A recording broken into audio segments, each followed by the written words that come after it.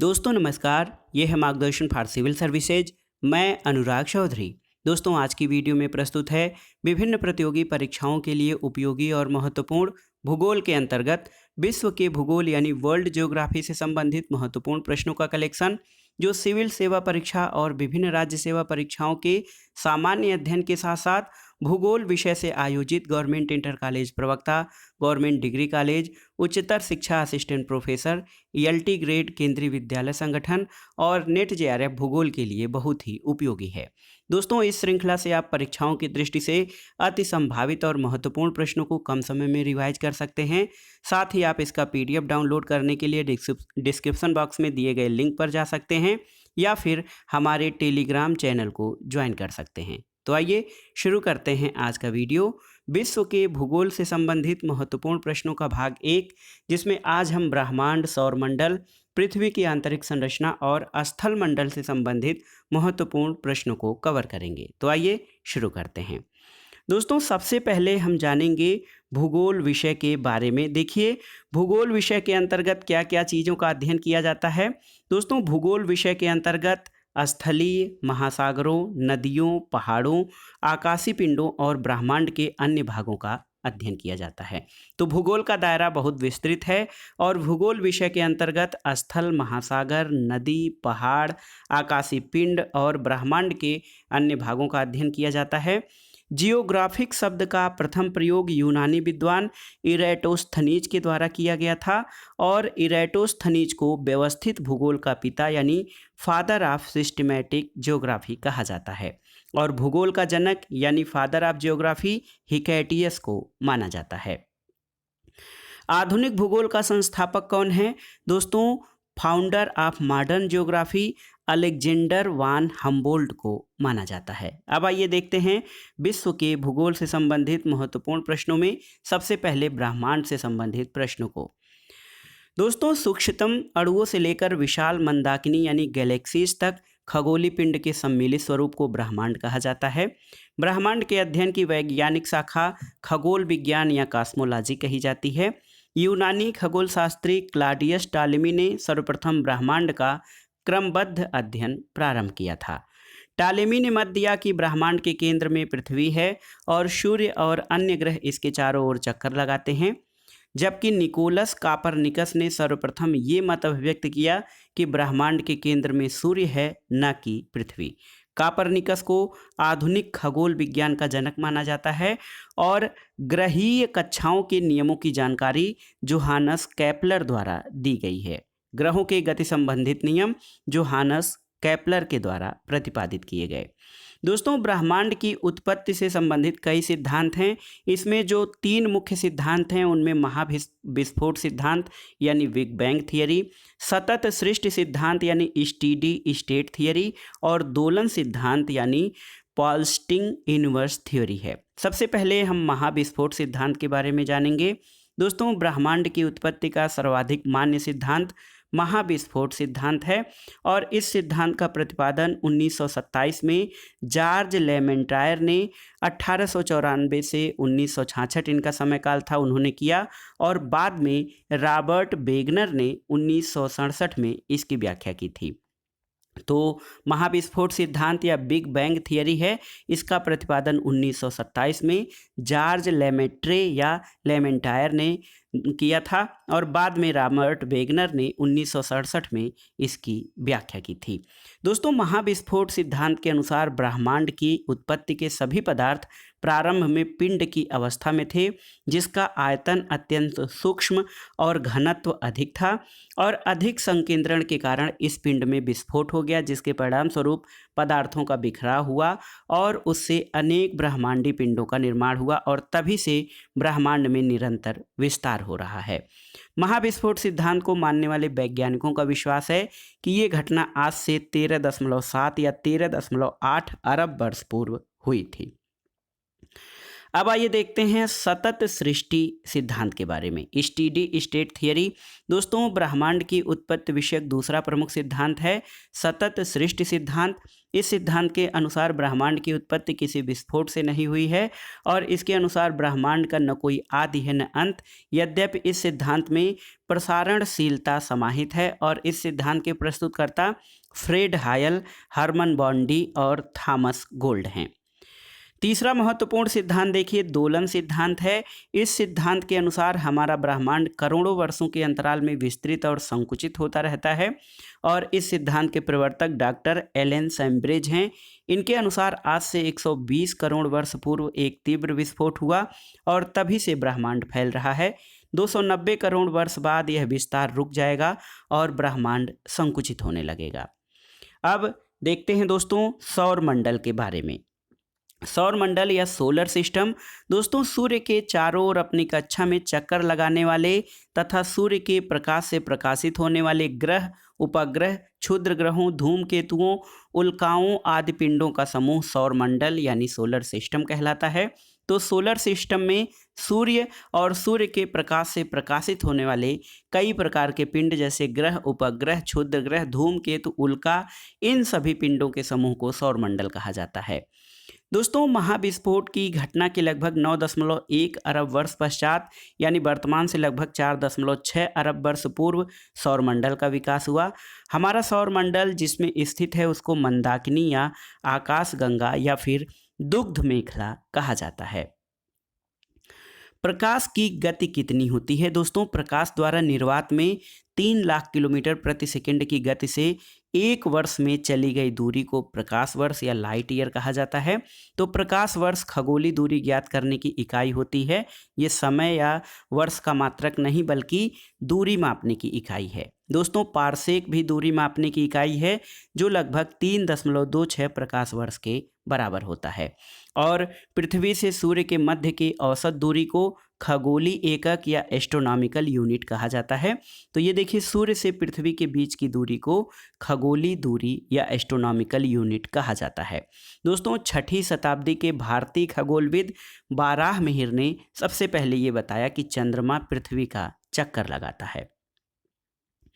अब सबसे पहले सोलर सिस्टम में हम सूर्य के बारे में जान लेते हैं। दोस्तों, हमारा सूर्य अगर जो यहाँ स्थित है तो इसके चारों ओर जो ग्रह हैं इसमें देखिए बुध, शुक्र, पृथ्वी, मंगल, बृहस्पति, शनि, अरुण, वरुण और प्लूटो जो है ये कूपर बेल्ट या अरुण और वरुण हैं। प्लूटो जो है दोस्तों ये पहले ग्रहों की श्रेणी में था लेकिन अब ग्रहों की श्रेणी में शामिल नहीं है। तो देखिए यहाँ पर कितने ग्रह हैं इस समय वर्तमान में? 8 ग्रह हैं। ये बुध, शुक्र, पृथ्वी, मंगल, बृहस्पति, शनि, अरुण और वरुण। इसके अलावा देखिए मंगल और बृहस्पति के बीच में दोस्तों क्षुद्र ग्रह की एक पट्टी पाई जा रही है। इसके अलावा कूपर बेल्ट बाह्य अंतरिक्ष में है। दोस्तों, कूपर बेल्ट इन सभी ग्रहों के बाद है। सूर्य ब्रह्मांड के केंद्र में स्थित है। सूर्य एक तारा है। ये सौरमंडल की समस्त ऊर्जा का स्रोत होता है। तारों की रचना कैसे होती है? तो गैसों के बादलों से होती है। सूर्य एक गैसीय गोला है और परमाणु संख्या के संदर्भ में सूर्य लगभग 91% हाइड्रोजन और 8.9% हीलियम से बना हुआ है, जबकि द्रव्यमान के संदर्भ में इसमें 70.6% हाइड्रोजन और 27.4% हीलियम पाया जाता है। सूर्य के केंद्रीय भाग यानी कोर का जो तापमान है 1.5 × 10⁻³ डिग्री सेल्सियस या 15 मिलियन सेंटीग्रेड होता है। इसकी बाहरी सतह या फोटोस्फीयर का तापमान 5500 डिग्री सेल्सियस होता है। दोस्तों, सूर्य का व्यास पृथ्वी के व्यास से 109.2 गुना अधिक है। सूर्य की आयु लगभग 4.6 अरब वर्ष है और सूर्य पृथ्वी से लगभग 13 लाख गुना अधिक बड़ा है। पृथ्वी को सूर्यातप का मात्र 2 अरबवां भाग ही प्राप्त होता है। दोस्तों, सूर्य के प्रकाश को पृथ्वी तक पहुंचने में कितना समय लगता है? तो लगभग 8 मिनट 19 सेकेंड या 499 सेकेंड या मोटे मोटे तौर पर कहें तो 500 सेकेंड का समय लगता है सूर्य के प्रकाश को पृथ्वी तक आने में। और सूर्य की ऊर्जा का स्रोत क्या है? ये है नाभिकीय संलयन यानी हाइड्रोजन परमाणुओं का हीलियम में नाभिकीय संलयन सूर्य की ऊर्जा का स्रोत है। अब आइए सौरमंडल के पिंडों के बारे में जानते हैं। वर्तमान में सौरमंडल में कुल 8 ग्रह हैं। सूर्य से दूरी के आधार पर ग्रहों का जो क्रम है वो है बुध, शुक्र, पृथ्वी, मंगल, बृहस्पति, शनि, अरुण और वरुण। सूर्य के सबसे निकट स्थित ग्रह बुध और सबसे दूर स्थित ग्रह जो वरुण है। और आकार के आधार पर देखा जाए तो सबसे बड़ा ग्रह बृहस्पति, उसके बाद शनि, फिर अरुण, वरुण, पृथ्वी, शुक्र, मंगल और सबसे छोटा ग्रह बुध है। द्रव्यमान के आधार पर देखा जाए तो सबसे अधिक द्रव्यमान का ग्रह बृहस्पति है, फिर शनि, फिर वरुण, अरुण, पृथ्वी, शुक्र, मंगल और बुध हैं। दोस्तों सबसे बड़ा ग्रह बृहस्पति और सबसे छोटा ग्रह बुध है। शुक्र और अरुण की घूर्णन की दिशा पूरब से पश्चिम यानी क्लॉकवाइज है, जबकि अन्य सभी ग्रहों की घूर्णन की दिशा पश्चिम से पूरब की ओर है। तो देखिए शुक्र और अरुण दो ग्रह ऐसे हैं, ये शुक्र और अरुण, इनकी घूर्णन की दिशा पूरब से पश्चिम है, जबकि अन्य ग्रहों की दिशा पश्चिम से पूरब है। तो आप इस हिसाब से बताइए कि हमारी पृथ्वी की घूर्णन की दिशा क्या है। सूर्य ग्रहण या सोलर एक्लिप्स क्या होता है? दोस्तों सूर्य ग्रहण तब होता है जब चंद्रमा सूर्य और पृथ्वी के बीच में आ जाता है, जिससे सूर्य का प्रकाश पृथ्वी तक नहीं पहुंच पाता है। सूर्य ग्रहण प्रतिपदा यानी न्यू मून के दिन अथवा अमावस्या को भी होता है। अब आइए देखते हैं सबसे छोटे ग्रह बुध के बारे में और सूर्य से सबसे नज़दीक के ग्रह के बारे में। बुध में चुंबकीय क्षेत्र पाया जाता है। बुध और सूर्य के मध्य दूरी लगभग 58 मिलियन किलोमीटर है। यह सूर्य की परिक्रमा में सबसे कम दिन 88 पृथ्वी दिवस में पूरी करता है और बुध का तापांतर अन्य ग्रहों की तुलना में सबसे अधिक है।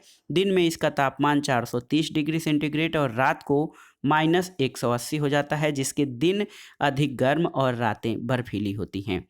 बुध ग्रह जो है सूर्य के सबसे नज़दीक और सबसे छोटा ग्रह है और बुध का कोई उपग्रह नहीं है। उपग्रह क्या होता है? उपग्रह या सैटेलाइट जो हैं वो ऐसे आकाशीय पिंड होते हैं जो अपने ग्रहों के साथ साथ सूर्य की भी परिक्रमा या चक्कर लगाते रहते हैं।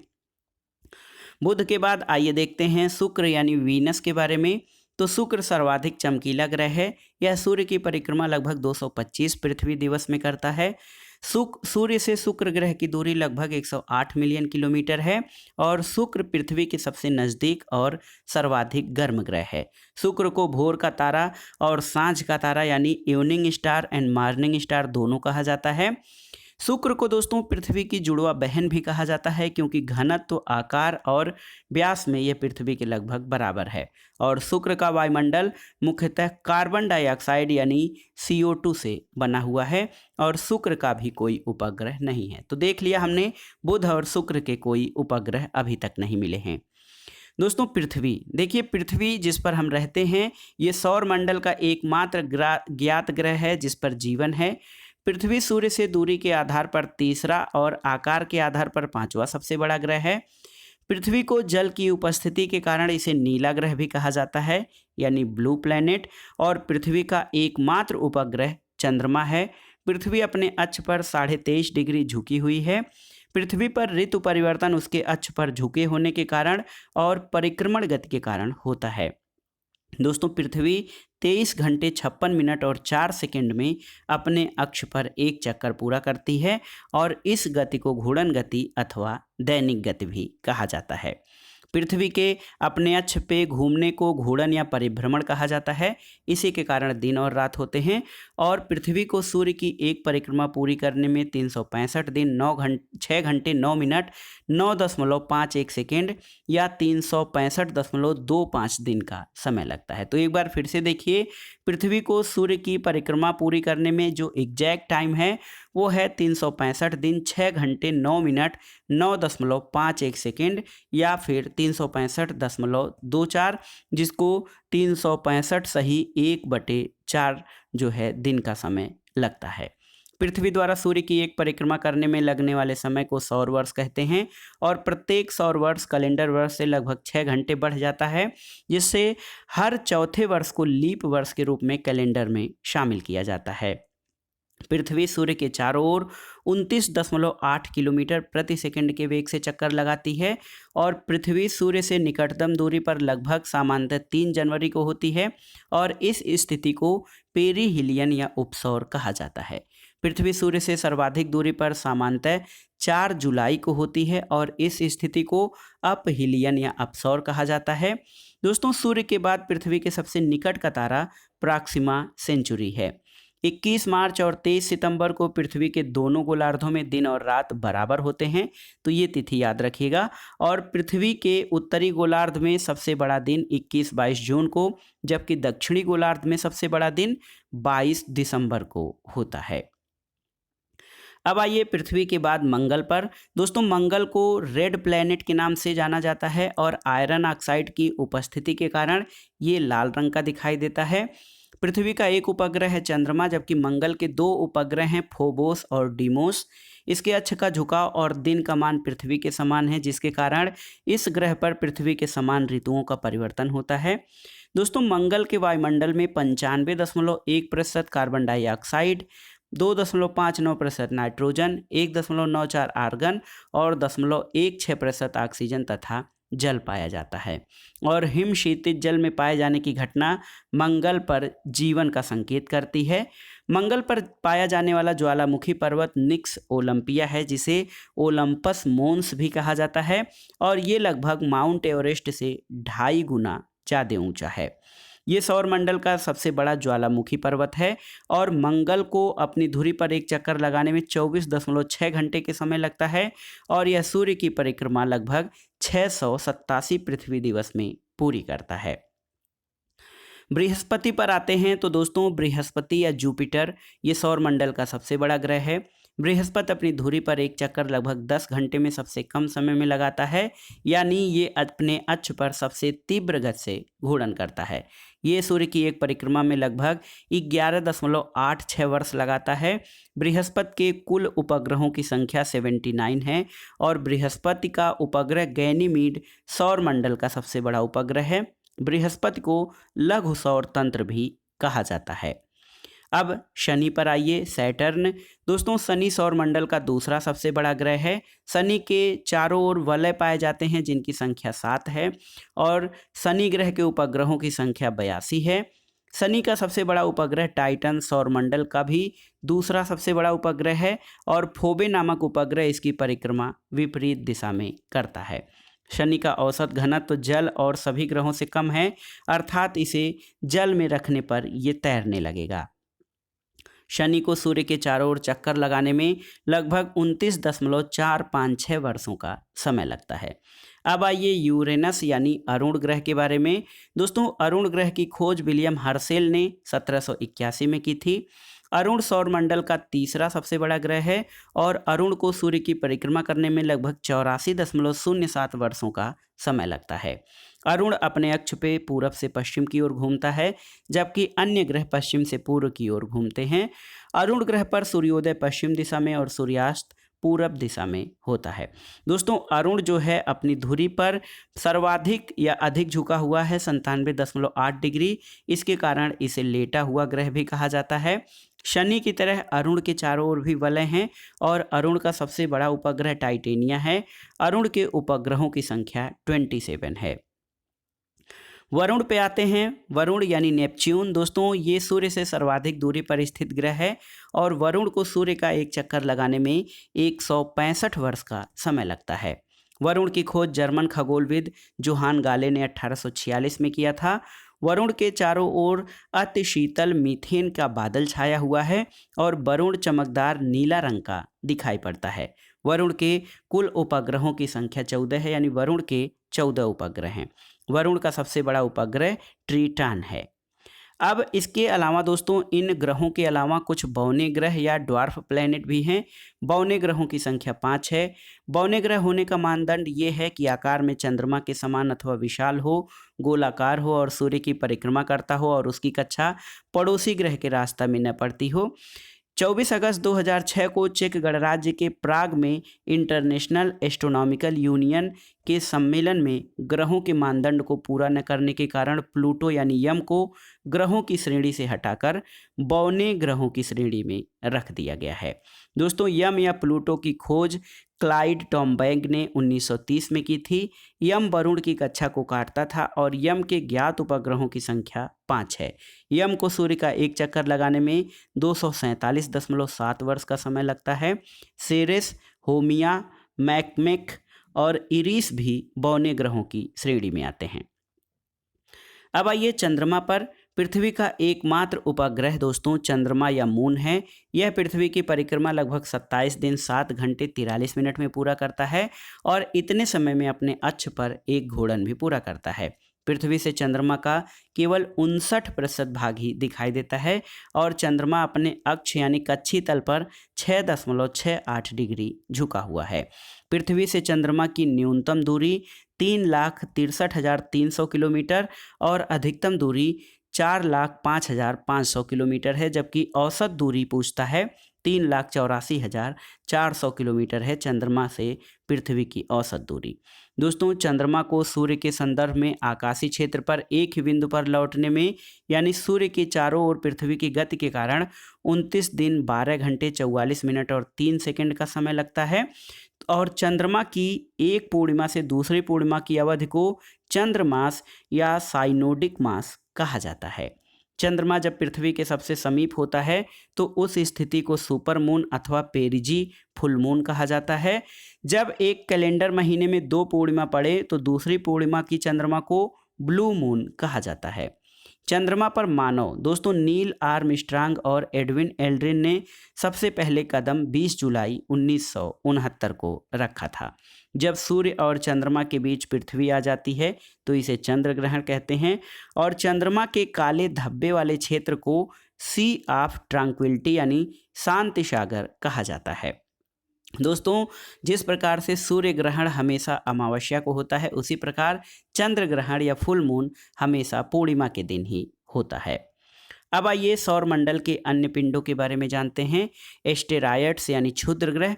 बृहस्पति और मंगल ग्रह के मध्य में दोस्तों अधिकांश क्षुद्र ग्रह या बौने ग्रह उपस्थित होते हैं। छोटे छोटे ग्रह क्षुद्र ग्रह भी सूर्य की परिक्रमा करते हैं और क्षुद्र ग्रहों का निर्माण महाविस्फोट के परिणाम स्वरूप हुआ माना जाता है। क्षुद्र ग्रहों के पृथ्वी से टकराने पर पृथ्वी की सतह पर विशाल गर्त का निर्माण हो जाता है। तो क्षुद्र ग्रह कहाँ हैं?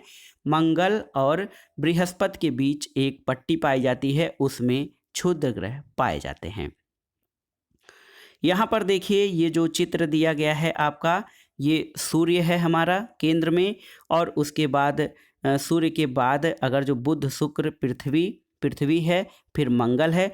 मंगल और बृहस्पति के बीच में ये जो छोटे छोटे ये जो हैं ये क्षुद्र ग्रहों की पट्टी कही जाती है। अब आइए धूमकेतु के बारे में जानते हैं। धूमकेतु यानी कॉमेट्स। तो दोस्तों धूमकेतु सौरमंडलीय निकाय हैं जो पत्थर, धूल, बर्फ और गैस के बने छोटे छोटे खंड होते हैं। धूमकेतु भी ग्रहों के समान सूर्य की परिक्रमा करते हैं। धूमकेतु मात्र सूर्य की तरफ बढ़ते समय ही दिखाई देते हैं क्योंकि तभी सूर्य की किरणें इनकी गैसों को चमकीला बनाती हैं। धूमकेतुओं की पूंछ हमेशा सूर्य के विपरीत दिशा में होती है। कोमा धूमकेतु का शीर्ष भाग होता है और ये धूमकेतु के नाभिक के चारों ओर घिरा हुआ गैसीय आवरण है। धूमकेतुओं को पुच्छल तारा भी कहा जाता है। धूमकेतुओं के अलावा उल्का भी होते हैं। उल्का पिंड ब्रह्मांड में तीव्र गति से घूमने वाले ब्रह्मांडीय कण होते हैं। उल्का क्षुद्र ग्रहों के टुकड़े अथवा धूमकेतुओं के धूलकण होते हैं और उल्का जब वायुमंडल में प्रवेश करते हैं तो वायुमंडलीय घर्षण के कारण चमकने लगते हैं।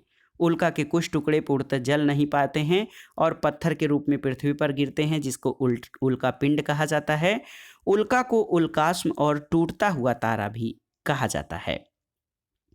दोस्तों महाराष्ट्र की लोनार झील का नाम आपने सुना होगा। लोनार झील उल्का के पृथ्वी से टकराने के परिणाम स्वरूप बनी है। अब आइए देखते हैं ब्लैक होल यानी जो है ब्लैक होल या कृष्ण छिद्र के बारे में। दोस्तों ब्लैक होल सिद्धांत को सुब्रमण्यम चंद्रशेखर भारतीय मूल के अमेरिकी वैज्ञानिक हैं, इन्होंने प्रतिपादित किया था। और ब्लैक होल अंतरिक्ष में एक खगोलीय क्षेत्र है जो बहुत उच्च घनत्व के कारण इसका प्रबल गुरुत्वीय क्षेत्र किसी भी प्रकार के विकिरण को बाहर नहीं आने देता है। इसके अलावा आइए देखते हैं पृथ्वी के बारे में। दोस्तों पृथ्वी जो है कार्बोनीफेरस युग में पृथ्वी का संपूर्ण भाग एक बृहद महाद्वीप के रूप में अस्तित्व में था, जिसको पैंजिया कहा गया, और इसके संपूर्ण जलीय भाग को पैंथालसा। तो पृथ्वी का जो स्थलीय भाग था वो पैंजिया और जलीय भाग पैंथालसा कहा गया। लगभग 20 करोड़ वर्ष पूर्व ट्रियासिक युग में पैंजिया दो भागों में विभाजित हो गया। उत्तरी भाग को लारेशिया और दक्षिणी भाग को गोंडवाना लैंड कहा गया। वर्तमान में उत्तरी अमेरिका यूरेशिया लारेशिया के भाग थे और दक्षिणी अमेरिका अफ्रीका भारत और ऑस्ट्रेलिया ये गोंडवाना लैंड के भाग थे। आइए देखते हैं दोस्तों अक्षांश यानी लैटीट्यूड के बारे में। दोस्तों पृथ्वी के ग्लोब पर विषुवत वृत्त से उत्तर या दक्षिण में स्थित किसी स्थान की कोणीय दूरी को अक्षांश कहा जाता है। यहाँ पर देखिए 0 डिग्री जो है ये विषुवत रेखा या भूमध्य रेखा है और इसके उत्तर या दक्षिण की कोणीय दूरी को अक्षांश कहते हैं। यहाँ पर देखिए ये 90 डिग्री अक्षांश उत्तरी अक्षांश और नीचे 90 डिग्री दक्षिणी अक्षांश है। भूमध्य रेखा से उत्तर की तरफ जो है 23.5 डिग्री उत्तर में कर्क रेखा स्थित है और इसके दक्षिण में 23.5 डिग्री दक्षिण में मकर रेखा स्थित है। आर्कटिक वृत्त की शुरुआत दोस्तों 66.5 डिग्री उत्तरी अक्षांश पर होती है और अंटार्कटिक वृत्त की शुरुआत 66.5 डिग्री दक्षिणी अक्षांश से होती है। और आप जानते हैं 90 डिग्री पर दक्षिणी ध्रुव स्थित है दक्षिण में। विषुवत रेखा क्या है, जिसको इक्वेटर कहते हैं। तो पृथ्वी के ग्लोब पर शून्य अंश के अक्षांश को विषुवत रेखा या भूमध्य रेखा कहते हैं। विषुवत रेखा के उत्तरी भाग को उत्तरी गोलार्ध और दक्षिणी भाग को दक्षिणी गोलार्ध कहा जाता है। विषुवत रेखा साओ टॉम और प्रिंसिप, गैबन, कांगो गणराज्य, कांगो लोकतांत्रिक गणराज्य, Uganda, Kenya, Somalia, Maldives, Indonesia, Kiribati, Ecuador और कोलंबिया तथा ब्राज़ील देशों से होकर गुजरती है। ये विषुवत रेखाओं का जो है जाने वाले देश हैं। इसके अलावा अक्षांश रेखाएं विषुवत रेखा के उत्तर और दक्षिण में प्रत्येक 1 अंश के अंतराल पर खींची हुई मानी गई हैं। 2 अक्षांश रेखाओं के बीच लगभग दोस्तों 111 किलोमीटर की दूरी होती है। आइए अब देखते हैं देशांतर यानी लॉन्गिट्यूड रेखाओं के बारे में। उत्तरी ध्रुव को दक्षिणी ध्रुव से मिलाने वाली काल्पनिक रेखाएं देशांतर रेखाएं कहलाती हैं। सभी देशांतर रेखाओं की लंबाई बराबर होती है। 0 डिग्री देशांतर रेखा को ग्रीनविच रेखा या प्रधान मध्याह्न रेखा कहा जाता है। प्रधान मध्याह्न रेखा United Kingdom, France, Spain, Algeria, Mali, Burkina Faso, Togo, Ghana और ये सभी उत्तरी गोलार्ध में और अंटार्कटिका यानी दक्षिणी गोलार्ध से होकर गुजरती है। ग्रीनविच रेखा दोस्तों ग्रीनविच मीन टाइम जो 0 डिग्री देशांतर है उसके ठीक विपरीत में 180 डिग्री देशांतर रेखा होती है, जिसे इंटरनेशनल डेट लाइन या अंतर्राष्ट्रीय तिथि रेखा कहा जाता है। ग्रीनविच रेखा ही अंतर्राष्ट्रीय स्तर पर मानक समय का निर्धारण यहीं से किया जाता है। दोस्तों सामान्यतः 1 डिग्री देशांतर पर 4 मिनट का अंतर होता है। विषुवत रेखा और ग्रीनविच रेखा आपस में अफ्रीका महाद्वीप के पश्चिम में गिनी की खाड़ी में मिलती हैं। इसके बाद दोस्तों देशांतर और अक्षांश रेखाओं के बाद आइए जान लेते हैं कर्क रेखा यानी ट्रॉपिक ऑफ कैंसर के बारे में। कर्क रेखा विषुवत रेखा के उत्तर की ओर यानी उत्तर की ओर विषुवत रेखा के उत्तर की ओर 23.5 डिग्री अक्षांश को यानी 23.5 डिग्री उत्तरी अक्षांश को कर्क रेखा कहते हैं। कर्क रेखा कहाँ कहाँ से गुजरती है, तो ये हवाई द्वीप, यूएसए, मैक्सिको, वेस्टर्न सहारा, बहामास, माली, Mauritania, niger, Algeria, Libya, Saudi अरब, मिस्र, संयुक्त अरब अमीरात, भारत, बांग्लादेश, चीन, ओमान और ताइवान देशों से होकर गुजरती है। तो भारत से गुजरने वाली रेखा कर्क रेखा है, 23.5 डिग्री उत्तरी अक्षांश रेखा कर्क रेखा। दूसरा महत्वपूर्ण है मकर रेखा, जिसको ट्रॉपिक ऑफ कैप्रिकॉर्न कहा जाता है। दोस्तों विषुवत रेखा के दक्षिण की ओर 23.5 डिग्री दक्षिणी अक्षांश को मकर रेखा कहा जाता है। मकर रेखा Brazil, Paraguay, Argentina, Mozambique, Chile, दक्षिण Africa, Australia, Madagascar, French Polynesia, Tonga, Botswana और नामीबिया देशों से होकर गुजरती है। देखिए शून्य अक्षांश और शून्य देशांतर रेखाएं आपस में एक दूसरे को अटलांटिक महासागर में काटती हैं। ये बहुत ही महत्वपूर्ण है। दोस्तों विषुवत रेखा, कर्क रेखा और मकर रेखा तीनों अफ्रीका महाद्वीप से गुजरती हैं। तो अफ्रीका महाद्वीप जो है इसके उत्तर से दक्षिण में जो विस्तार है वो बहुत अधिक है और विषुवत रेखा, कर्क रेखा और मकर रेखा तीनों रेखाएं अफ्रीका महाद्वीप से होकर गुजरती हैं। सूर्य के उत्तरायण और दक्षिणायण की सीमा को संक्रांति कहा जाता है। कर्क संक्रांति के समय उत्तरी गोलार्ध में 20-21 जून को वर्ष का सबसे लंबा दिन होता है और मकर संक्रांति के समय उत्तरी गोलार्ध में 21-22 दिसंबर को वर्ष का सबसे छोटा दिन होता है। इसके विपरीत दक्षिणी गोलार्ध में सबसे छोटा दिन 20-21 जून को होता है और 21-22 दिसंबर को सबसे बड़ा दिन होता है दक्षिणी गोलार्ध में। दोस्तों, पृथ्वी के प्रत्येक गोलार्ध को तापमान के आधार पर कई जोन्स यानी कटबंध में बांटा गया है। विषुवत रेखा से 23.5 डिग्री उत्तरी और 23.5 डिग्री दक्षिणी का भाग उष्ण कटिबंध या ट्रॉपिकल जोन कहलाता है।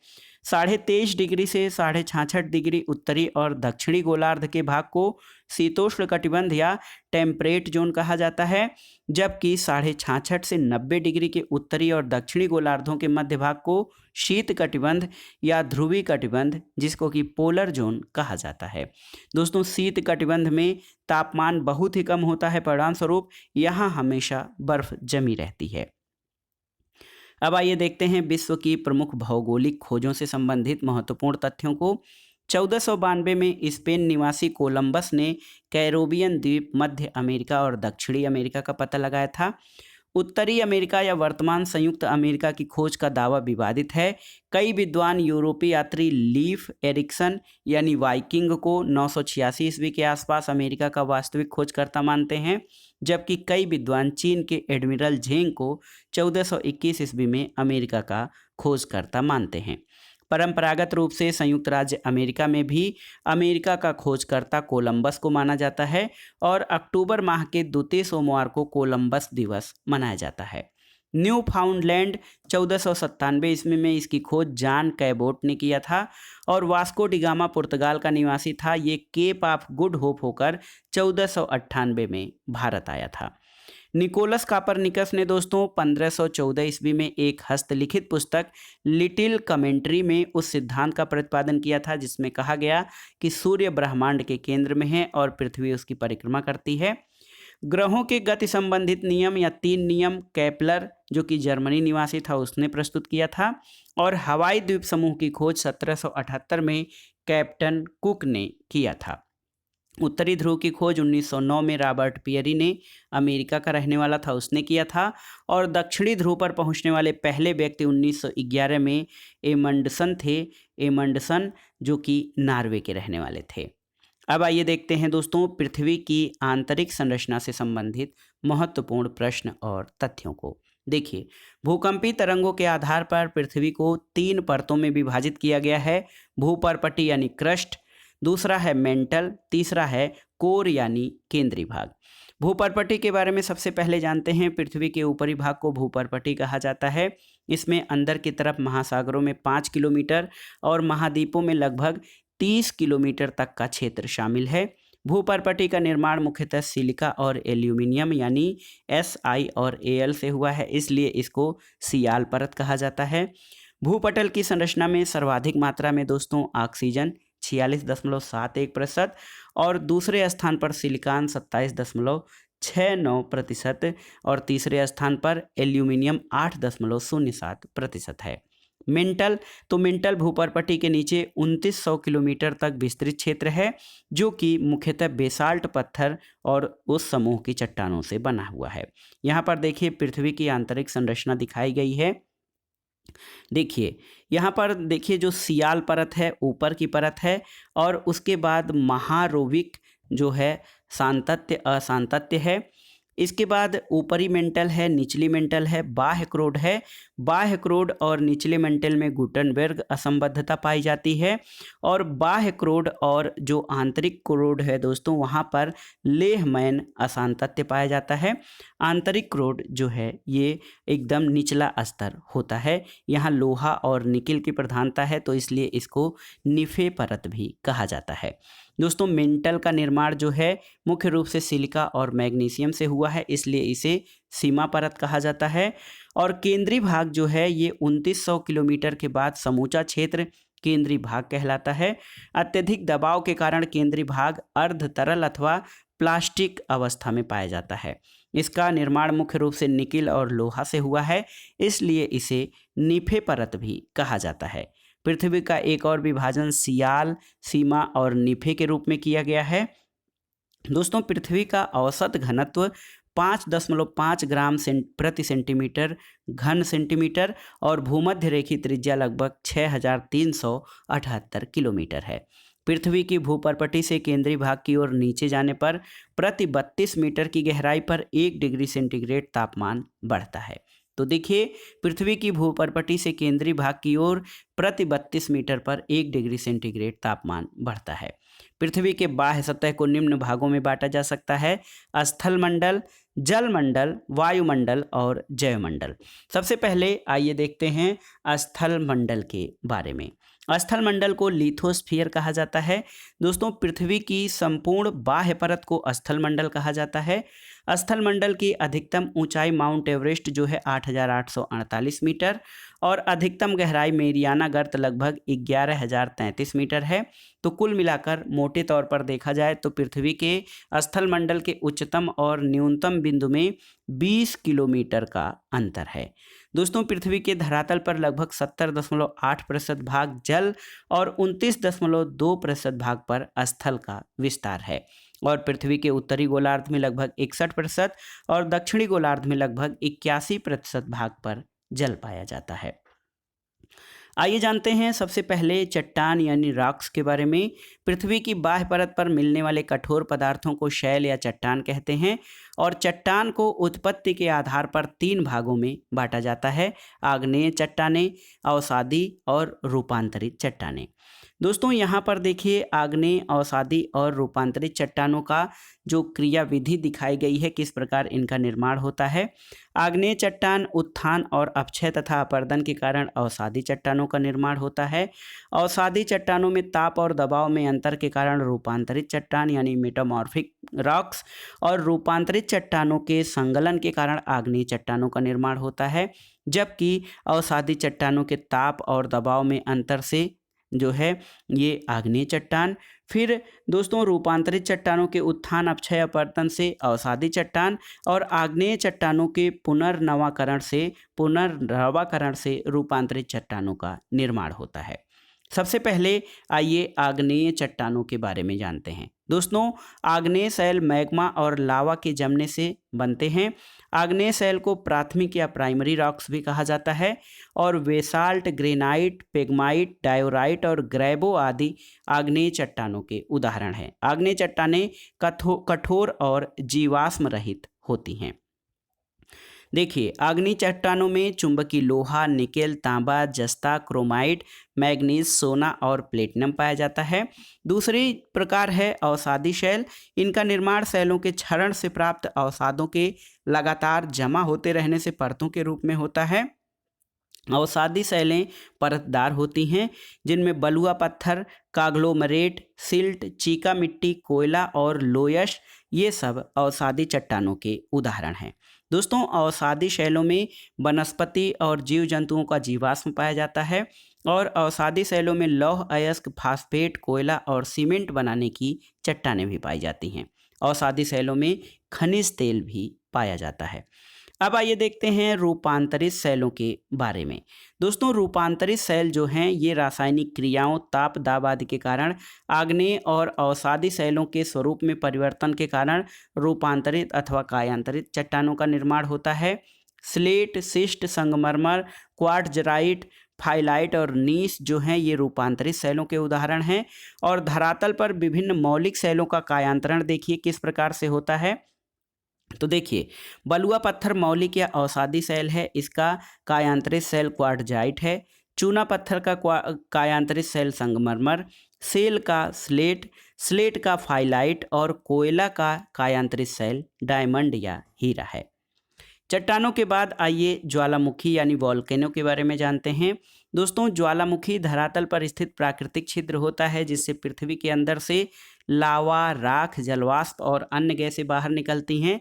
ज्वालामुखी विस्फोट से निकलने वाली गैसों में जलवाष्प सर्वाधिक मात्रा में पाया जाता है और ज्वालामुखी उद्गार के समय भूगर्भ में स्थित तरल पदार्थ को क्या कहा जाता है? मैग्मा। दोस्तों, जब मैग्मा धरातल पर आता है तो उसे लावा की संज्ञा दी जाती है और ज्वालामुखी के उद्गार के समय छिद्रों और दरारों से कभी कभी जलवाष्प बहुत ऊंचाई तक निकलने लगते हैं, जिससे गीजर कहा जाता है। संयुक्त राज्य अमेरिका के येलो स्टोन पार्क में ओल्ड फेथफुट नामक महत्वपूर्ण गीजर है। ज्वालामुखी की अंतिम अवस्था में जो जलवाष्प निकलते हैं उन्हें धुआंरे कहा जाता है और जिन धुआंरों में गंधक की मात्रा होती है उनको सोल्फ तारा कहा जाता है। दोस्तों, संयुक्त राज्य अमेरिका के अलास्का के कटमई पर्वत को धुआंरों की घाटी कहा जाता है और इसके अलावा अर्जेंटीना और चिली की सीमा पर स्थित इंडीज पर्वतमाला का ओजस डेल सलाडो विश्व का सबसे अधिक ऊंचाई पर स्थित सक्रिय ज्वालामुखी पर्वत 6,893 मीटर इसकी ऊंचाई है। इसके अलावा इंडीज पर्वतमाला पर स्थित एकांकांगुआ ज्वालामुखी विश्व का सबसे ऊंचाई पर स्थित मृत ज्वालामुखी 6,972 मीटर इसकी ऊंचाई है। दोस्तों, लावा आदि के बाहर निकलने के आधार पर ज्वालामुखी को 3 भागों में बांटा जाता है। एक तो सक्रिय ज्वालामुखी या एक्टिव वोल्केनो जो हैं वो ज्वालामुखी जिनसे अक्सर उद्गार होता रहता है। अमेरिका के हवाई द्वीप में स्थित किलायू संसार का सर्वाधिक सक्रिय ज्वालामुखी है और हवाई द्वीप पर स्थित मैना लोआ आकार की दृष्टि से पृथ्वी का सबसे बड़ा सक्रिय ज्वालामुखी है। सक्रिय ज्वालामुखियों में महत्वपूर्ण जो हैं इटली का एटना ज्वालामुखी, स्ट्राम्बोली, मैक्सिको का कोलिमा, इक्वेडोर का कोटोपैक्सी, अंडमान निकोबार का बैरन द्वीप और अंटार्कटिका का माउंट एरेबस ये प्रमुख सक्रिय ज्वालामुखियों में हैं। दोस्तों, भूमध्य सागर में सिसिली के उत्तर में लिपारी द्वीप पर स्थित स्ट्राम्बोली ज्वालामुखी को भूमध्य सागर का प्रकाश स्तंभ भी कहा जाता है और वर्तमान में इटली का विसुवियस ज्वालामुखी सक्रिय ज्वालामुखी है और पहले ये प्रसुप्त ज्वालामुखी की श्रेणी में आता था। ज्वालामुखी का दूसरा प्रकार डोरमेंट या प्रसुप्त ज्वालामुखी है। प्रसुप्त ज्वालामुखी वे ज्वालामुखी हैं जिनमें पिछले कुछ समय से उद्गार नहीं हुआ है लेकिन भविष्य में उद्गार होने की संभावना है। इसके अलावा संयुक्त राज्य अमेरिका का माउंट सेंट हेलेंस प्रसुप्त ज्वालामुखी के अंतर्गत आता है। तीसरा प्रकार मृत ज्वालामुखी है। मृत ज्वालामुखी वे ज्वालामुखी हैं जिनमें प्राचीन समय में कभी उद्गार हुआ था लेकिन आगे उद्गार होने की संभावना नहीं है। मृत ज्वालामुखियों में पाकिस्तान का कोह सुल्तान, ईरान का दामबंद और म्यांमार का पोपा, अफ्रीका का कुलाल और किलिमंजारो, इक्वेडोर का चिम्बाराजो ये प्रमुख मृत ज्वालामुखियों में हैं। दोस्तों, प्रशांत महासागर के तटीय भागों में सर्वाधिक संख्या में सक्रिय ज्वालामुखी पाए जाने के कारण इसे fire ring of the Pacific यानी प्रशांत का अग्निवलय क्षेत्र कहा जाता है। अमेरिका एशिया महाद्वीप के तटों पर सबसे अधिक सक्रिय ज्वालामुखी स्थित हैं। अब आइए देखते हैं भूकंप से संबंधित महत्वपूर्ण तथ्यों को। देखिए, पृथ्वी की आंतरिक हलचलों के माध्यम से धरातल पर होने वाले कंपन को भूकंप कहते हैं। देखिए, पृथ्वी के आंतरिक हलचलों के माध्यम से धरातल पर होने वाले कंपन को भूकंप कहते हैं और भूकंप के अध्ययन को सिस्मोलॉजी कहा जाता है। दोस्तों, भूकंप के दौरान 3 प्रकार की तरंगें उत्पन्न होती हैं, प्राथमिक, द्वितीयक और सतही। और प्राथमिक तरंगों को पी तरंगे कहा जाता है। पी तरंगों की सर्वाधिक गति जो है ये होती है और ये तरंगे किसी स्थान पर सबसे पहले पहुंचती हैं। पी तरंगे या प्राथमिक तरंगे ध्वनि तरंगों के समान होती हैं। पी तरंगे पृथ्वी के अंदर सभी माध्यमों ठोस द्रव से होकर गुजर सकती हैं। पी तरंगों को अनुदैर्घ्य तरंगे भी कहा जाता है। द्वितीयक तरंगों को यस तरंगे और अनुप्रस्थ तरंगे कहा जाता है और यस तरंगे मात्र ठोस माध्यम से ही होकर गुजरती हैं। यस तरंगे प्रकाश तरंगों के समान होती हैं और सतही तरंगों को यल तरंगे, धरातली तरंगे या लंबी तरंगे भी कहा जाता है। दोस्तों, यल तरंगों का एक प्रकार रेले वेव्स भी होता है और यल तरंगों की खोज AEH लब ने किया था, जिस कारण इसको लब वेव्स भी कहा जाता है। यल तरंगे दोस्तों धरातल तक ही सीमित होती हैं और यल तरंगे ठोस, तरल और गैस तीनों माध्यमों से गुजर सकती हैं। यल तरंगे सर्वाधिक विनाशकारी होती हैं। भूकंप के उद्भव स्थल को क्या कहते हैं? भूकंप मूल या फोकस कहा जाता है। और भूकंप मूल से पी, एस और यल तीनों प्रकार की तरंगें निकलती हैं। भूकंप अधिकेंद्र से 105 डिग्री और 145 डिग्री के मध्य का क्षेत्र, जहां कोई भी भूकंपी तरंगें अभिलेखित नहीं होती हैं, पी और एस तरंगों के लिए छाया क्षेत्र या शैडो जोन कहलाता है। भूकंप मूल से ठीक ऊपर पृथ्वी की सतह पर जिस स्थान पर सर्वप्रथम भूकंप का उद्भव होता है उसे भूकंप का अधिकेंद्र या एपीसेंटर कहा जाता है। दोस्तों, अधिकेंद्र पर पी तरंगे सबसे पहले पहुंचती हैं। इसके अलावा सुनामी एक आता है। भूकंप के अंदर समुद्र के अंदर भूकंप द्वारा उत्पन्न लहरों को सुनामी कहा जाता है। सुनामी जापानी भाषा का शब्द है। दोस्तों, भूकंप तरंगों को सिस्मोग्राफ नामक यंत्र से मापा जाता है और भूकंपों को मापने के लिए रिक्टर स्केल, मर्केली स्केल और राशि फेरल स्केल का प्रयोग किया जाता है। रिंग्स ऑफ फायर वाला या ज्वालावृत्त अग्निवलय ये प्रशांत महासागर क्षेत्र में भूकंप और ज्वालामुखी से प्रायः प्रभावित परिक्षेत्र है। तो जो रिंग्स ऑफ फायर का क्षेत्र है ये न केवल ज्वालामुखी बल्कि भूकंप से भी सर्वाधिक प्रभावित क्षेत्र है। प्रशांत महासागर परिक्षेत्र में संपूर्ण विश्व के लगभग 90% भूकंपों का अनुभव किया जाता है। तो ये भूकंपों के संबंध में महत्वपूर्ण जानकारी थी। अब आइए देखते हैं विभिन्न स्थलाकृतियों के संबंध में। धरातल पर पृथ्वी के अंतर्जात या बहिर्जात बलों के कारण विभिन्न प्रकार की स्थलाकृतियों का निर्माण हुआ है और निर्माण के आधार पर स्थलाकृतियों को पर्वत, पठार और मैदान में बांटा जाता है। आइए सबसे पहले पर्वतों के बारे में जानते हैं। दोस्तों, पर्वत धरातल का वह विशिष्ट रूप होता है जो सामान्य तल से ऊंचा और तीव्र ढाल वाला होता है। इसका शिखर संकुचित क्षेत्र वाला होता है और निर्माण के आधार पर पर्वत 4 प्रकार के होते हैं। पहला है अवरोधी अथवा ब्लॉक पर्वत, ब्लॉक माउंटेन। तो ब्लॉक माउंटेन का निर्माण तनाव अथवा खिंचाव की शक्तियों के कारण होता है। तनाव के कारण भ्रंश अथवा दरारों का निर्माण होता है जिससे धरातल का कुछ भाग नीचे धंस जाता है और कुछ भाग ऊंचे उठे हुए प्रतीत होते हैं। पर्वत के ऊंचे उठे हुए भाग को ब्लॉक पर्वत या बीच में धंसे भाग को रिफ्ट या भ्रंश घाटी कहा जाता है। देखिए, ब्लॉक पर्वतों के उदाहरण में वासजेज पर्वत फ्रांस में, ब्लैक फॉरेस्ट जर्मनी में, साल्ट रेंज पाकिस्तान में, ये सभी ब्लॉक पर्वत के प्रमुख उदाहरण हैं। दोस्तों, कैलिफोर्निया यूएसए का सियरा नेवादा पर्वत विश्व का सबसे विस्तृत ब्लॉक पर्वत है। इसके अलावा जॉर्डन नदी की घाटी विश्व की सबसे लंबी रिफ्ट घाटी है जो लाल सागर की बेसिन से जाम्बेजी नदी तक लगभग 4800 किलोमीटर में फैली हुई है। पर्वतों का दूसरा प्रकार घर्षित अथवा अपशिष्ट पर्वत या रेजिडुअल माउंटेन कहे जाते हैं। अपशिष्ट पर्वत का निर्माण चट्टानों के अपरदन से होता है और भारत की विंध्याचल, नीलगिरी, पारसनाथ, राजमहल की पहाड़ियाँ, स्पेन का सियरा नियादा और अमेरिका की गैसा और बूटे घर्षित पर्वत के उदाहरण हैं। तो भारत के विंध्याचल, नीलगिरी, पारसनाथ और राजमहल की पहाड़ियाँ ये सभी अवशिष्ट पर्वतों के उदाहरण हैं।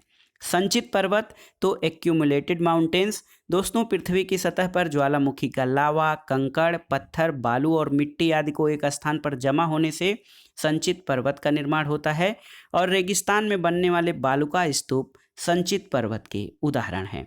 पर्वतों का जो चौथा प्रकार है वो मोड़दार अथवा वलित पर्वत जिसको फोल्ड माउंटेन कहा जाता है। मोड़दार पर्वत का निर्माण पृथ्वी की आंतरिक शक्तियों के कारण पृथ्वी की सतह पर चट्टानों के मुड़ने से होता है। वलित पर्वत को लहरदार पर्वत भी कहते हैं और वलित पर्वत पर अनेक अभिनतियां और अपनतियां पाई जाती हैं। भारत का हिमालय, रूस का यूराल, उत्तरी अमेरिका का रॉकी और दक्षिण अमेरिका का एंडीज ये वलित या मोड़दार पर्वतों के उदाहरण हैं। दोस्तों, वलित पर्वत दुनिया में सबसे बड़े, ऊंचे और सबसे विस्तृत पर्वत हैं। भारत का अरावली पर्वत विश्व का सबसे पुराना वलित पर्वत माना जाता है। अरावली की सबसे ऊंची चोटी माउंट आबू के निकट गुरु शिखर है।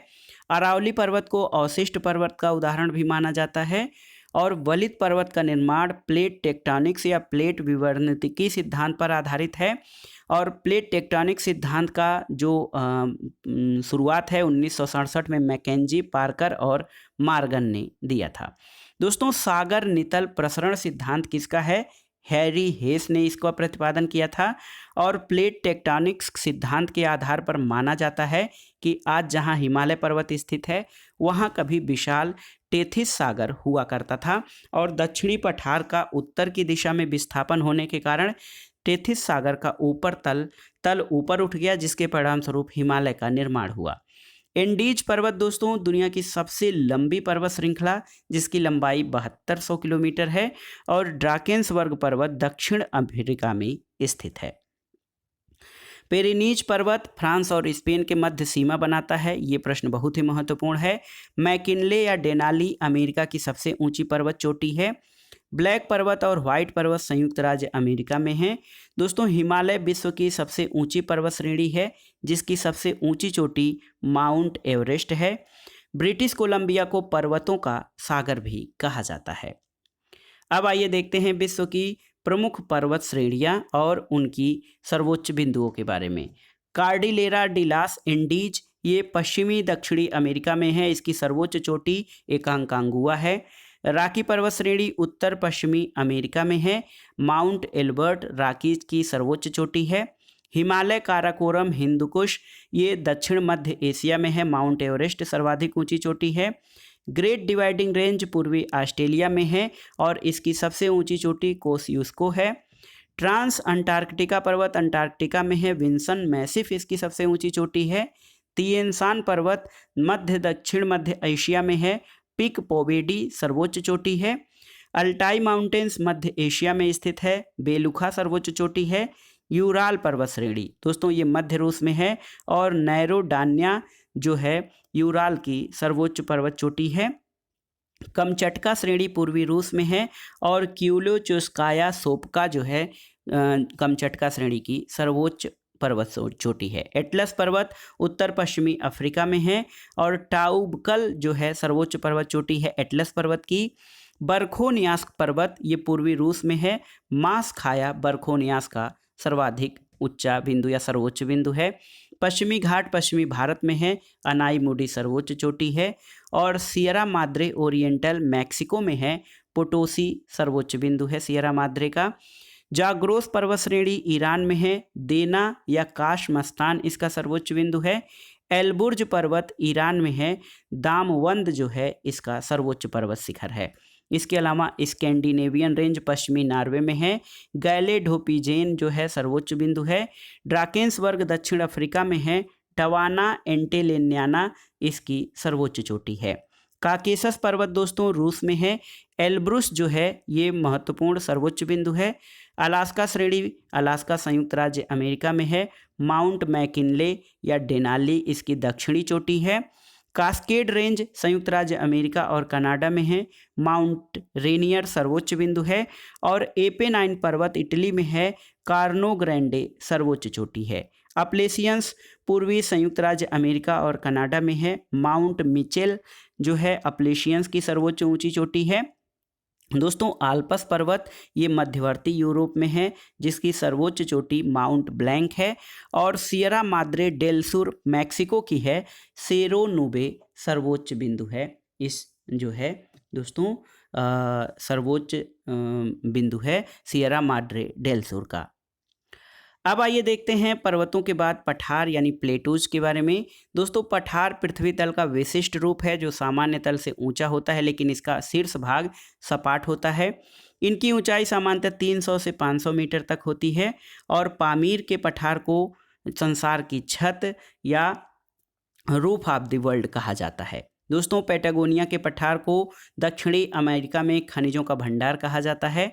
पठार कई प्रकार के होते हैं। गिरिपद पठार, अंतर पर्वतीय पठार, गुंबदाकार पठार, तटीय पठार, महाद्वीपीय पठार, हिमानी पठार, जलकृत पठार, पवनकृत पठार और ज्वालामुखी पठार। दोस्तों पर्वतों की तली अथवा मैदान के बीच में उठे समतल भाग को पर्वतपतीय अथवा गिरिपद पठार कहते हैं। संयुक्त राज्य अमेरिका का पीडमंट पठार और दक्षिण अमेरिका का पैटागोनिया पठार पर्वतपदीय पठार के प्रमुख उदाहरण हैं। पर्वत श्रेणियों में बने हुए पठार को अंतर पर्वतीय पठार कहा जाता है। बोलीविया और पेरू के पठार अंतर पर्वतीय पठार के उदाहरण हैं। दोस्तों भूपटल पर वडल क्रिया के द्वारा गुंबदाकार पठार का निर्माण होता है। भारत का छोटा नागपुर और रामगढ़ का संयुक्त राज्य छोटा नागपुर और रामगढ़ तथा संयुक्त राज्य अमेरिका का ओजार्क पठार गुंबदाकार पठार के प्रमुख उदाहरण हैं। समुद्र के तटीय भाग में स्थित पठार को तटीय पठार कहा जाता है और धरातल के ऊपर उठने अथवा लावा के अपरिमित निक्षेप से तटीय पदार्थों का निर्माण होता है। तटीय पदार्थ को दोस्तों शील्ड भी कहा जाता है। देखिए, Canadian shield, Brazil shield, Siberia shield, Baltic या फेनो स्कैंडिया शील्ड तटीय पदार्थ पठार के प्रमुख उदाहरण हैं। विस्तृत हिमानी पर्वतीय भागों को अपने अपर्दन कार्य द्वारा घिसकर सपाट पठार का निर्माण करते हैं, जिसको हिमानी पठार कहा जाता है। जर्मनी में प्रसिया का पठार हिमानी पठार का प्रमुख उदाहरण है। जलकृत पठार का निर्माण नदी द्वारा निक्षेप और पृथ्वी के लंबवत संचलन के कारण दोनों क्रियाओं से होता है। भारत का विंध्य पठार, शिलांग पठार, म्यांमार का शान पठार जलकृत पठार के उदाहरण हैं। पाकिस्तान का पोटावर पठार और चीन का लोयस का पठार ये पवनकृत पठार के उदाहरण हैं। ज्वालामुखी के दरारी उद्गार के कारण जो निर्मित पठार होता है ज्वालामुखी पठार कहे जाते हैं। और न्यूजीलैंड, दक्षिण अफ्रीका, उत्तरी और दक्षिणी अर्जेंटीना, ब्राज़ील, पश्चिमी संयुक्त राज्य अमेरिका, फ्रांस, साइबेरिया में ज्वालामुखी पठार मिलते हैं। संयुक्त राज्य अमेरिका का कोलंबिया का पठार ज्वालामुखी पठार का उदाहरण है। अब पर्वत और पठार के बाद आइए जानते हैं मैदान या प्लेन्स के बारे में। दोस्तों, धरातल पर सबसे सरल, उच्चावच और अपेक्षाकृत समतल और निम्न भूभाग को मैदान कहते हैं। मैदान दो प्रकार के होते हैं, अपर्दनात्मक और निक्षेपात्मक मैदान। अपर्दनात्मक मैदान क्या होता है? तो पवन नदी हिमानी के द्वारा निर्मित मैदान को अपर्दनात्मक मैदान कहते हैं। और अपर्दनात्मक मैदान में देखिए लोयस मैदान, जो पवन द्वारा उड़ाकर लाई गई मिट्टी, बालू और रेत से लोयस मैदान बनता है। रेगिस्तानी मैदान वर्षा के कारण बनी नदियों के परिणाम स्वरूप रेगिस्तानी पठार का या रेगिस्तानी मैदान का निर्माण होता है। दोस्तों, घास के मैदानों में देखिए, घास के मैदान जो हैं भूमध्य रेखीय क्षेत्र से लेकर ध्रुवीय क्षेत्र तक पाए जाते हैं। और घास की प्रकृति के आधार पर घास के मैदान को दो श्रेणियों में विभाजित किया जाता है। इसमें देखिए उष्णकटिबंधी घास के मैदान और शीतोष्णकटिबंधी घास के मैदान हैं। उष्णकटिबंधी घास के मैदान जो होते हैं ये भूमध्य रेखीय प्रदेश के उत्तर और दक्षिण में लगभग 10 से 25 डिग्री अक्षांशों में विस्तृत हैं। और इस घास के मैदान को अफ्रीका में सवाना, वेनेजुएला और कोलंबिया में लानोज, ब्राज़ील, उरुग्वे, अर्जेंटीना में कैंपास और दक्षिणी अफ्रीका में पार्कलैंड और अमेजन बेसिन में सिलवास कहा जाता है। तो ये दोस्तों ये प्रश्न इम्पॉर्टेंट है इसलिए क्योंकि घास और मैदान उनसे संबंधित क्षेत्रों को मिलान के लिए पूछा जाता है, तो आप इसको तैयार कर लीजिएगा। दोस्तों, उष्णकटिबंधी घास के मैदान को अफ्रीका में सवाना, वेनेजुएला और कोलंबिया में llanos, Brazil, Paraguay, Argentina, Uruguay में कैंपास, दक्षिणी अफ्रीका में पार्कलैंड और अमेजन बेसिन में इनको सेल्वास कहा जाता है। दूसरा शीतोष्ण कटिबंधी घास के मैदान हैं। इसमें देखिए ये लगभग 30 से 45 डिग्री अक्षांशों के मध्यवर्ती भागों में पाए जाते हैं। उत्तरी गोलार्ध में स्थलीय विस्तार इनका अधिक है, इसलिए इन मैदानों का विस्तार कहीं कहीं 50 डिग्री उत्तरी अक्षांश तक भी पाया जाता है। इसके अलावा दोस्तों हिमानी मैदान भी होते हैं। देखिए हिमानी मैदान क्या है? बर्फ़ के जमाव के कारण निर्मित मैदान को ग्लेशियर या हिमानी मैदान कहते हैं। कार्स्ट मैदान चूना पत्थर वाले चट्टानी क्षेत्रों में जल के घुलने से कार्स्ट मैदान का निर्माण होता है। संप्राय मैदान तो ये समुद्र तल के निकट नदियों के अपरदन के परिणाम स्वरूप बनते हैं। और निक्षेपात्मक मैदान ये नदियों द्वारा लाए गए जलोढ़ों के द्वारा जब मैदानों का निर्माण होता है तो उनको निक्षेपात्मक मैदान कहते हैं। निक्षेपात्मक मैदान को जलोढ़ मैदान और डेल्टा मैदान भी कहा जाता है। देखिए गंगा, सतलज, मिसिसिपी और ह्वांगहो के मैदान निक्षेपात्मक मैदान के उदाहरण हैं। अब आइए देखते हैं, यहाँ पर देखते हैं दोस्तों घास के मैदान में जो शीतोष्ण कटिबंधी घास के मैदान हैं, इस मैदानों को संयुक्त राज्य अमेरिका और कनाडा में प्रेयरी कहा जाता है। अर्जेंटीना, उरुग्वे, ब्राज़ील में पंपाज, अफ्रीका में वेल्ड, यूरेशिया में स्टेपीज और ऑस्ट्रेलिया में इसको डाउन्स कहा जाता है। अब आइए देखते हैं दोस्तों, यहाँ पर देखिए बहुत ही महत्वपूर्ण धरातल पर परिवर्तन लाने वाले देखिए बाह्य कारक और उनसे उत्पन्न स्थल रूपों के बारे में एक चार्ट के माध्यम से हम समझेंगे। देखिए ये बहुत ही महत्वपूर्ण चार्ट है और यहाँ से अक्सर प्रश्न बनते हैं। सबसे पहला देखते हैं दोस्तों, यहाँ पर आइए देखते हैं। देखिए सबसे पहले हम इसमें जानेंगे धरातल पर परिवर्तन लाने वाले बाह्य कारक और उनसे उत्पन्न स्थल रूपों के बारे में, और यहाँ से अक्सर प्रश्न पूछे जाते हैं। तो आइए देखते हैं कारक, अपर्दनात्मक स्थल स्वरूप और निक्षेपात्मक स्थल स्वरूप के बारे में ये महत्वपूर्ण चार्ट के माध्यम से। देखिए नदी, दोस्तों जो नदी है ये अपर्दनात्मक स्थल रूप वी आकार की घाटी बनती है, गार्ज बनता है, कैनियन, जलप्रपात, नदी, विसर्प या मियांडर, फिर नदी वेदिका, ये नदियों से अपर्दनात्मक स्थल स्वरूप बनता है। जबकि निक्षेपात्मक स्थल स्वरूप यानी निक्षेपों से नदियों द्वारा क्या क्या, डेल्टा, जलोढ़ पंख, जलोढ़ शंकु, प्राकृतिक तटबंध, बाढ़ का मैदान और बालुका पुलिन जो है नदियों से निर्माण होते हैं। तो देखिए नदी से अपर्दन के फलस्वरूप वी आकार की घाटी, गार्ज, कैनियन, जलप्रपात, नदी विसर्प बनते हैं। जबकि निक्षेप के फलस्वरूप डेल्टा, जलोढ़ पंख, जलोढ़ शंकु, प्राकृतिक तटबंध, बाढ़ के मैदान, बालुका पुलिन आदि का निर्माण होता है। दूसरा देखिए भूमिगत जल या ग्राउंड वाटर है। ग्राउंड वाटर से अपर्दनात्मक रूप में डोलाइन, पोलजे, यूलावा, लैपीज, प्राकृतिक पुल, धंसती निवेशिका, अंधी घाटी, कार्स्ट या घोल घाटी, ये भूमिगत जल से अपर्दनात्मक स्थल स्वरूप का निर्माण होता है। जबकि निक्षेपात्मक में भूमिगत जल से जो निक्षेपात्मक स्थल स्वरूप बनता है उसमें एस्टेक्टेलाइट, स्टेग्लेमाइट, कंदरा स्तंभ, ड्रिप स्टोन, गैल्बुलाइट, हेक्टेटाइट, हैक्लेटाइट और हेलेग्मेमाइट का निर्माण होता है। सागरी जल या सी वाटर जो होता है इससे अपर्दनात्मक स्वरूप में तटीय क्लिफ, खांच, तटी कंदरा, निवेशिका, प्राकृतिक चिमनी या वात छिद्र, प्राकृतिक मेहराब, स्टैक, घर्षित वेदी और लघु निवेशिका का निर्माण होता है।